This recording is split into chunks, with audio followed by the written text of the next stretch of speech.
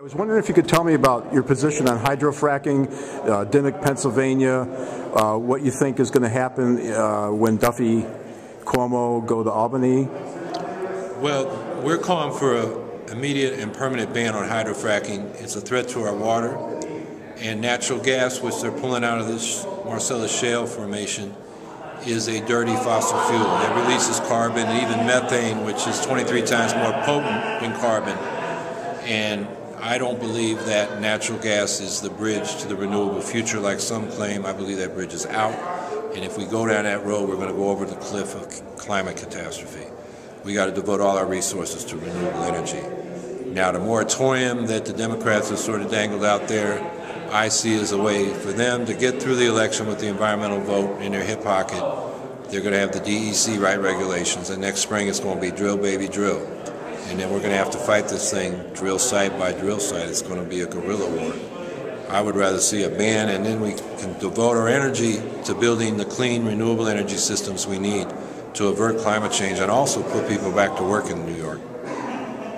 On mayor control earlier tonight, you were talking about hedge funds and privatization of schools, talking about the real estate.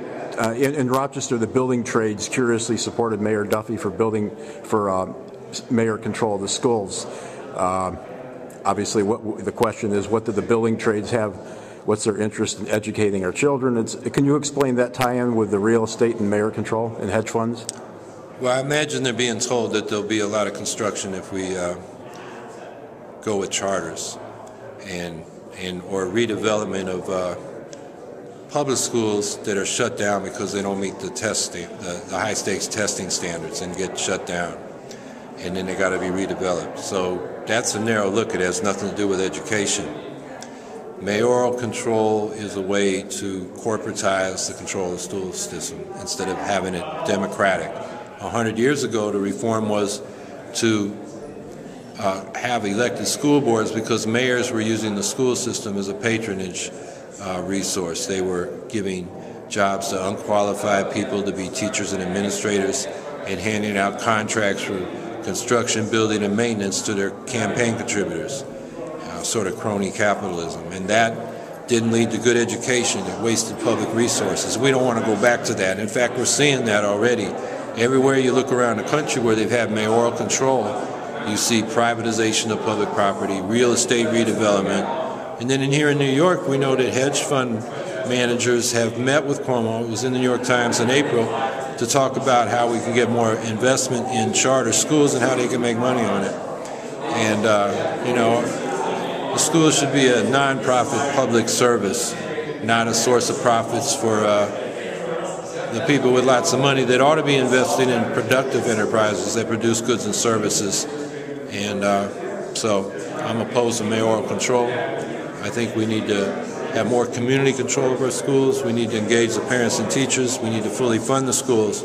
Mayoral control is just a way to get these private interests can get their hands on a huge public revenue stream for their own profit, and I'm opposed to it. Transportation, we have a big issue in Rochester. I don't know if you know about it. City and Fed spending $52 million on a unneeded transit. We actually have two big transportation centers going now. One $52 million the RGRTA is doing, another intermodal with high-speed rail 2 blocks away. Can you tell me your thoughts on transportation and green development? Well, I'm not familiar with the details of those projects in Rochester, but in principle, I think we need transit-oriented development that helps create walkable communities. So when you live in a community that's walkable, it means within walking distance you have shops, schools, homes, jobs, amenities, civic amenities, parks, everything you need most of the time. And then when you want to go to another community, there's public transit that will take you there that's cheaper and more convenient than owning your own car. That's the way we've got to do urban redesign. And I think that's an important part of creating a carbon-free energy economy and a sustainable economy for all of upstate New York. We have a terrible sprawl problem, which is energy inefficient, destroying land, and is not sustainable in the long term. Great, thanks a lot. All right.